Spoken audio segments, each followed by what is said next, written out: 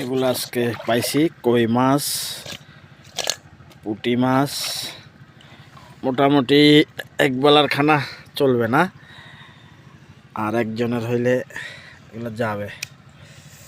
একটা দুইটা তিনটা চারটা পাঁচটা, না না ভিডিও করতেছি। 5টা কই মাছ আর 8-10টা হবে পুঁটি মাছ। এই দেখেন এখনো কই মাছ লড়তেছে, তাকে গলা কেটে ফেলা হয়েছে, কান কেটে ফেলা হয়েছে, তারপরেও সে লড়তেছে। কি অবাক ব্যাপার, কই মাছের এত শক্ত পরান, সে তারপরে লড়ে।